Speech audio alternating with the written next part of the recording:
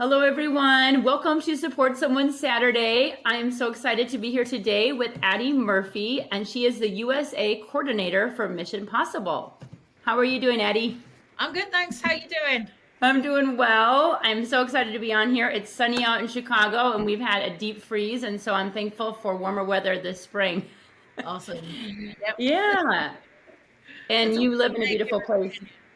Yes, you live in a beautiful place in Virginia. I'd like to come visit you in the mountains. Virginia. No So problem. Addie, no.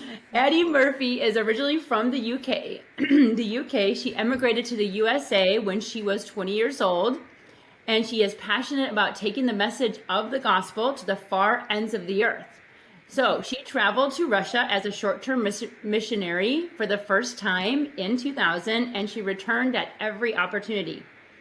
Addie ended her career as a professional singer in 2007 to serve full-time in Eastern Europe with Mission Possible. Now she is back on the U.S. soil and she serves as the U.S. coordinator for the organization here, connecting with supporters and raising awareness of the needs in the ministry.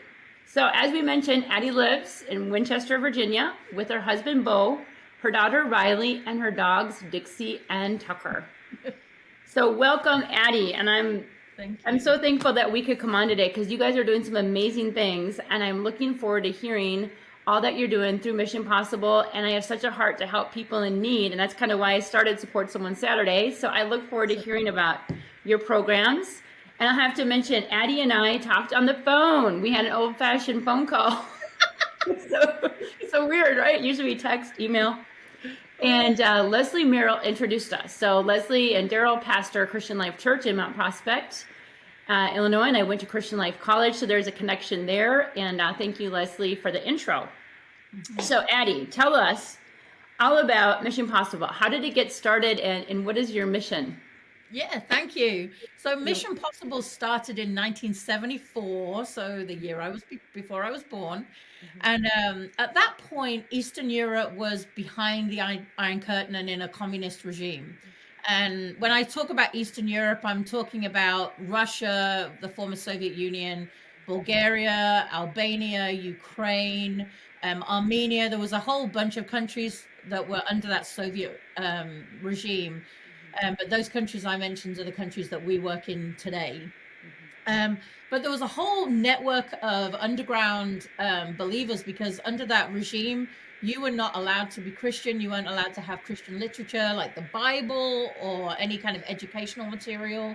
You weren't allowed to gather and meet. So that's where the underground church was happening. And so in Denton, Texas, there was a guy who decided to gather some friends and to gather some materials and started a network of people that would smuggle Bibles into that Eastern Europe and behind the Iron Curtain. And they would figure out ways to connect with the underground church. And that happened for years and years. And up until right in the early 90s when that Iron Curtain fell, and all of a sudden overnight, we had partnered with the Bible League, and we had hundreds of thousands of copies of the Bible that were ready to go at the borders. And that Iron Curtain fell, and those borders and those Bibles went in and were distributed all throughout Eastern Europe. Awesome. We had church planted. We had this network of people. And we've always clung to the scripture from Ephesians 4:12, which is to equip the saints to do the work. And overnight, we had this network of believers from the underground church that were able to come up out of the ground and be able to be free with their faith and free with their ability to worship in public and to read the scripture and to be able to move forward in their faith in the light. And then overnight they were like, well, what do we do now? And we're like, you serve. And so from smuggling Bibles, the ministry has kind of changed hands a little bit. Or a lot actually. It's now been handed over to the nationals. So Mission Possible is now run and led by local teams of nationals in their own nations, looking at what is the needs in our community. How can we share the love of Christ in our community? How can we equip the local church to meet their needs and to further the kingdom in their own community? So that's That's kind of awesome. I love that. And I was thinking, probably the whole name Mission Possible came out of that Bible smuggling, right? Like you said, uh-huh, because they were trying to get the Bibles and the Word of God to these countries, and it uh-huh. was sort of dangerous, and it may have seemed impossible, but yet God made it possible. So that makes sense. And I love the fact that it's so true of us, even as Christians. After we give our hearts to Jesus, we just have such a desire to share His love and to Mhm. meet needs, and how you've empowered the people there to do it from their own countries. So that is Yeah, I amazing. remember our director telling us a story that, before the curtain fell, they would like hide Bibles in different ways in vehicles or clothing or Mhm. um, even a printing press. Actually, two different printing presses were smuggled into Eastern Mhm. Europe Oh, and wow. printing materials from within the country. Yeah. But I remember him saying literally overnight, they would stop at a border and they would get stopped and searched and sometimes Mhm. found and sometimes not. And overnight, they pulled up to this border with a truckload of Bibles, and the Yeah. guy was sleeping at the border patrol. And they knocked on Wow. his door, and he was just like, "Go on!" and just let them through with a truckload of Bibles. Wow. And the decision then, I was told that the That's decision awesome. at that point was then the difficulty was, okay, we've got 1,000 Bibles here. Who do we send this to? Who do we send this to? And Yeah. overnight, it was just freeing, which is Yeah, that's so cool. That's mm, amazing that God made a way. That's really inspiring. So uh-huh. can you tell us about some of the programs? I know I looked at your website and there's a lot of different things you're doing to meet Mhm. needs and even in different countries. So can you highlight some of the programs maybe and share with us? Yeah, sure. So as I said, our local teams and our local churches really dictate exactly what type of Hmm. program it is in their community, really to meet the Okay. needs in theirs. So it's Hmm. a little bit different in each of the nations. Hmm. So in Russia, we have shelter homes and rehabilitation centers and street patrol. Because when communism fell, while it was free, people were free. There was Hmm. also at that point so much difficulty and so much poverty. Millions of children Mm. ended up living on the streets. Families were kind of torn apart. People were poor, poor, poor. Mm. And so the ministry then started working with children, and Hmm. because we told the local community and the local churches, this is the time now you serve. Hmm. And one of the projects that we do in Bulgaria is we work with the Roma, the Gypsy community. Okay. Roma is probably the more politically correct terminology to use. Okay. However, they refer to themselves as gypsies, so I'm going to use Okay. the word gypsy Okay. just with their permission. Yes. Um, so the Roma community are and we'll talk about Bulgaria in particular, just so we don't overwhelm with our Okay. projects. Okay. But Bulgaria is is a the Roma communities are spread all throughout the land, and Hmm. during communism, they were um, made to kind of stay put, to not travel. So it may Hmm. not be the traditional Roma that you think of, or gypsies traveling from place to place. Okay. These small villages popped up sometimes in the mountains, and Bulgaria is a beautiful country, Hmm. but also sometimes on the outskirts of an already existing town.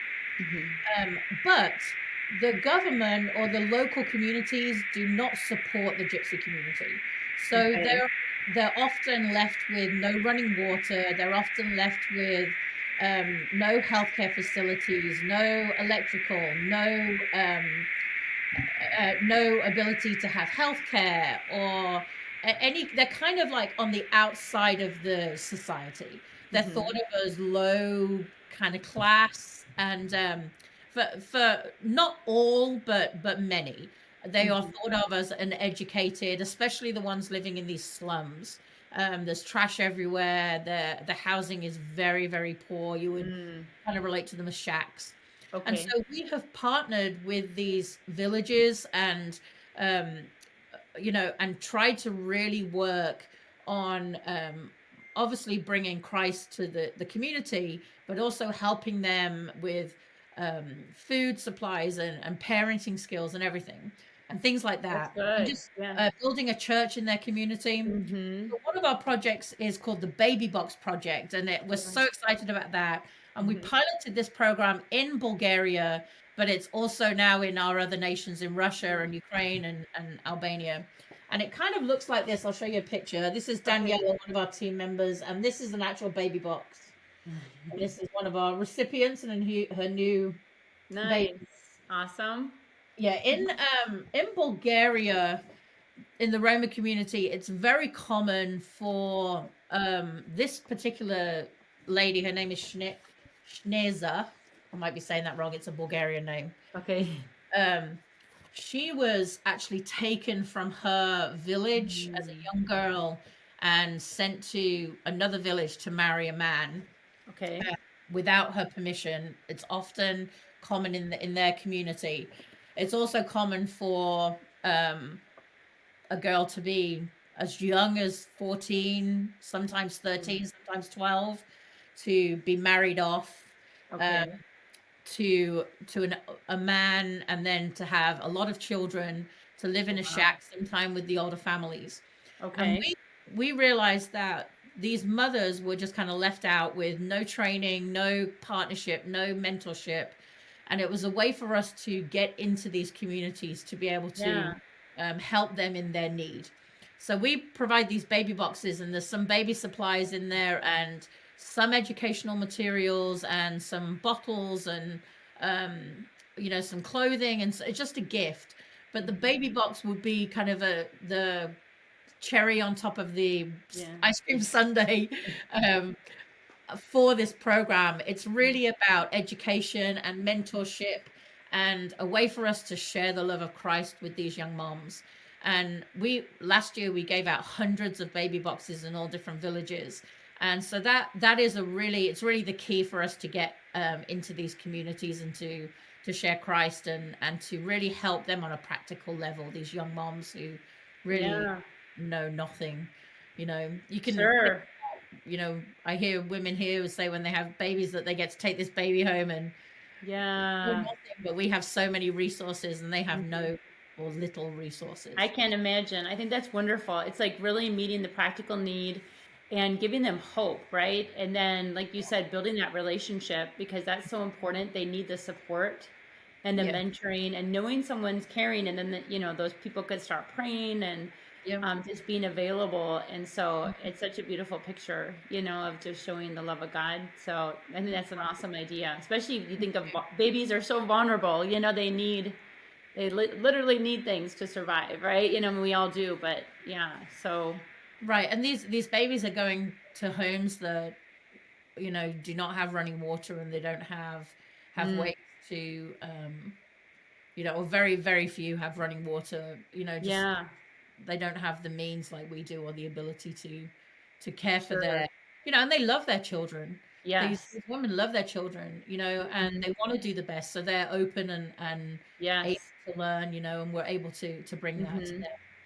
And kind of like you said, it's sort of like the way they were raised. I mean, we've done a lot with World Vision, and it kind of reminds me of that. It's just in these certain villages where there's been extreme poverty, this is all they've known, and so, I was even thinking like we've run for clean water to build wells. Maybe places like that need, clean wells or water sources, For sure. So it's good that we can all partner together, and just different organizations and try to bring in what people need. So I think that's awesome, what you guys are doing.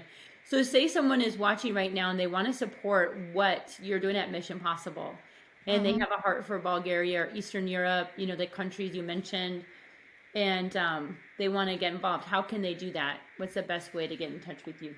Yeah, so we can't. People always ask us, can we get some baby clothes together and send it to Bulgaria? And unfortunately, that's just not a practical thing for us to do for the US. It's too much money for shipping and all of that. But we've done the numbers, and it costs us $60 for this whole program for one baby box. And that's for us to be able to fill it. We do ship some of the clothes from other closer European countries. Yes. But the other things we purchase locally. And for our team to go out into the villages, it's $60 per baby box. Okay. And we would love people to be able to maybe get together with some friends, some other moms, and say, hey, we're going to send a baby box to Bulgaria, or we're going to send one a month for the next year to Bulgaria, or we're going to we're going to tell our kids about this and let our kids do something. Um, Yeah. and the way that people can see that or can give that is through our website, Okay. mp.org, or they can call me. The 1-800 number gets directly to me, Okay. 1-800-729-2425. For Okay. any other, if you want to talk or ask more questions, they can do that. Our Facebook page, Mission Possible USA, or at Mission Possible USA. We'll have updated stories. And Mhm. again, I just want to iterate that the baby box, while it's a great practical thing, Mhm. is really the cherry on top of the ice cream. It's the mental Yeah. program, it's the equipping them Mhm. through the local church, because we have seen when Christ is in one of these villages, then everything changes. Yeah. It's a slow process. It's not an Mhm. overnight, but we see moms like caring about their kids being clean, Yeah. families caring that their kids go to school. And Mhm. and really this generation now is the first generation that is starting to graduate elementary school. Nice. Are some of the older ones who have Yeah. actually gone on to a high school or to middle school. But those changes, though, the ability to learn Bulgarian and not just Mhm. speak the gypsy language, Yeah. means that they're employable later on in their Yeah. lives.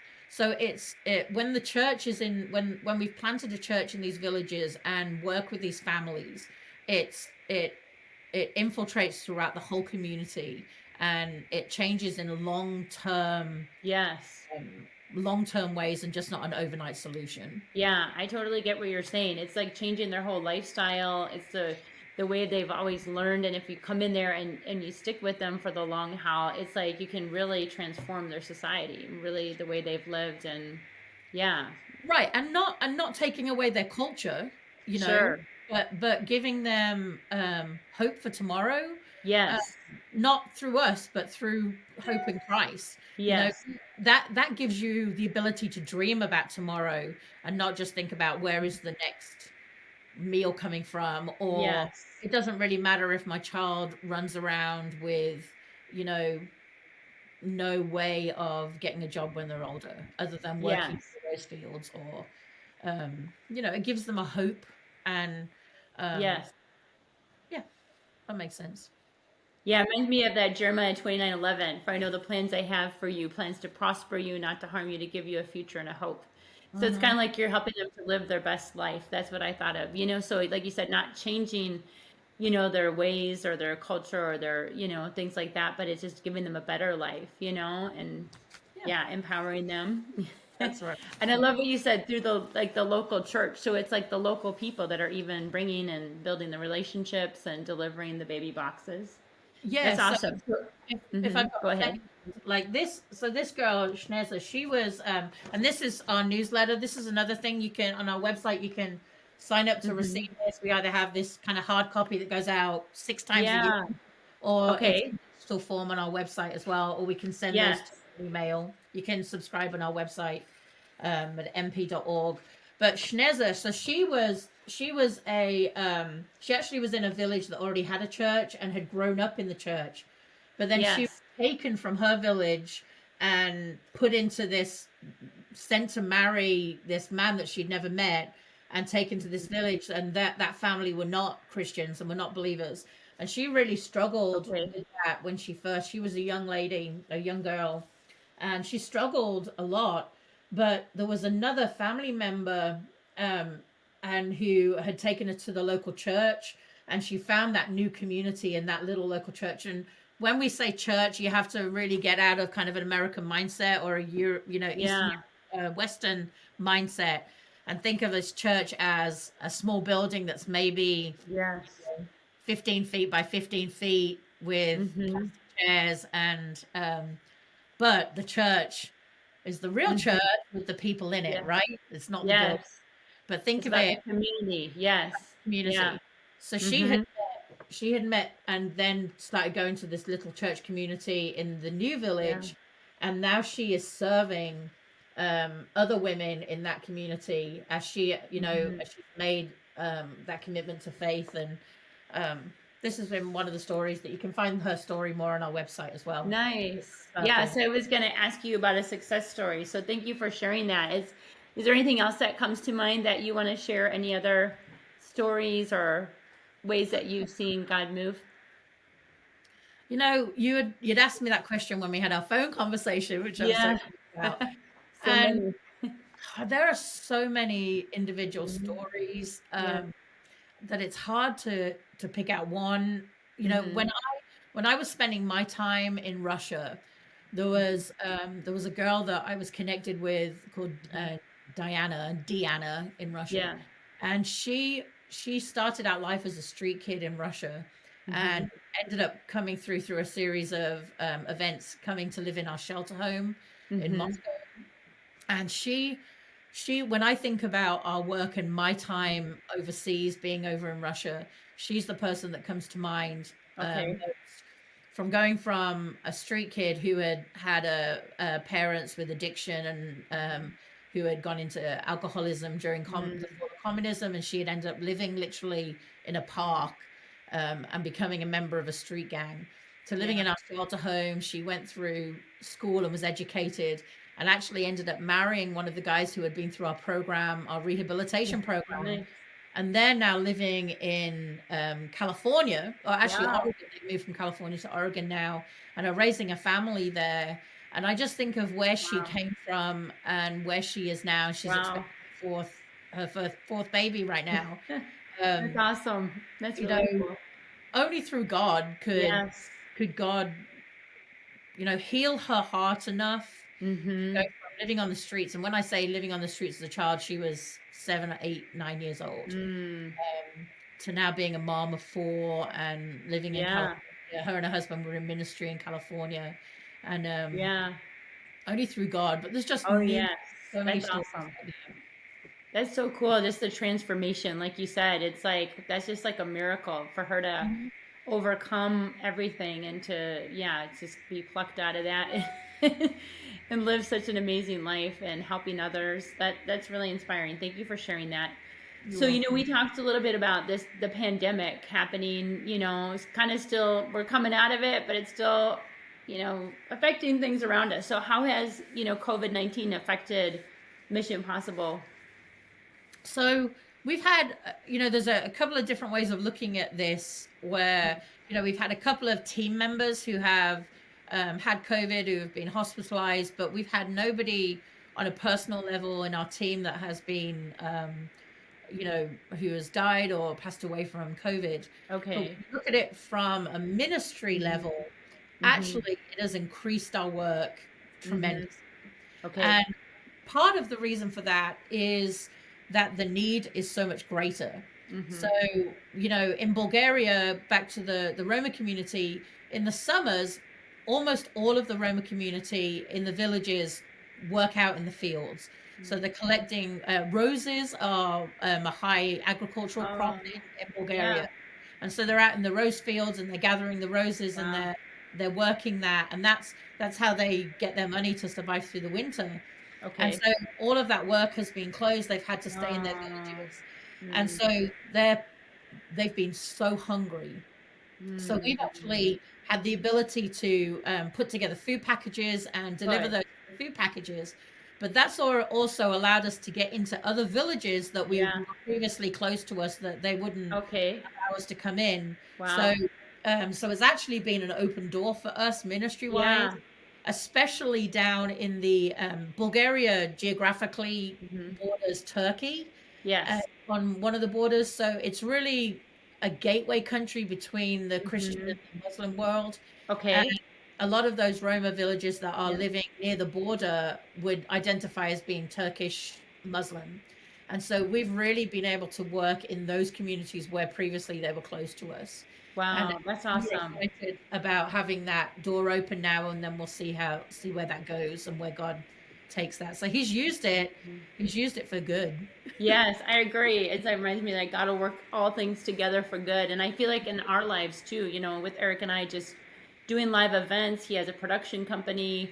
I was doing trade shows and then everything came to a halt. But then out of that, it's like we really connected stronger as a family. This whole Support Someone Saturday was birthed, and so it's kind of like God will take your greatest pain and sometimes birth your greatest purpose. So even these people that never were reached before with the gospel, they needed food, and that door opened through this. So it's like, yeah, God is bringing beauty out of the ashes. So it's so inspiring to hear that. Thank you for sharing that. I find it interesting too with the roses. I never knew that about Bulgaria, and that's pretty amazing. I love roses. Yeah, a lot of our villages are located in what's called the Rose Valley, and Okay.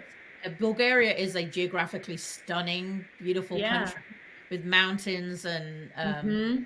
and poverty mixed amongst the beauty. But when these roses are blooming, it's Yeah. just a sea of pink.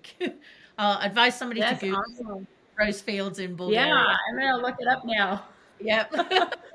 Yeah, that's awesome. Thank you for sharing about that.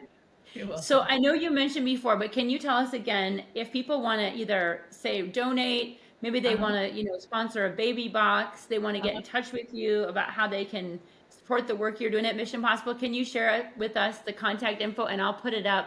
We'll post it on the video.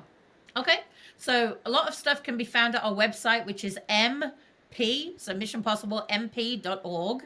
Mhm. And I would suggest you subscribe to our newsletter, either the hard copy or an email version. Yeah. You can find us on Facebook at Mission Possible USA, or call me 1-800-729-2425, and we'll have a conversation. We'll actually talk on the phone and Yes. Yay. hear about our other ministry in Albania or Russia or Ukraine or our new work in Armenia. Okay. But Perfect. sign up for our newsletter and go to our website and find. Yeah.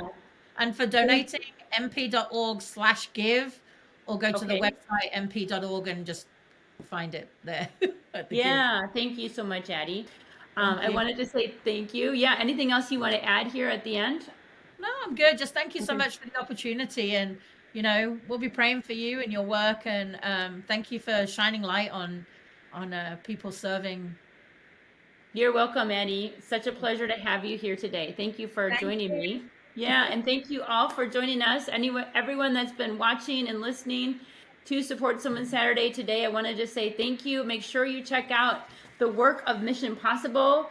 You can go to their website, might be the easiest, mp.org. And then you can also check out in the post in the links. We'll also share how you can get in touch with them. Again, thank you so much to Addie and to everyone serving in Mission Possible here in the U.S. and over in Eastern Europe. We wish you guys all the best. So we're praying God's blessings over you.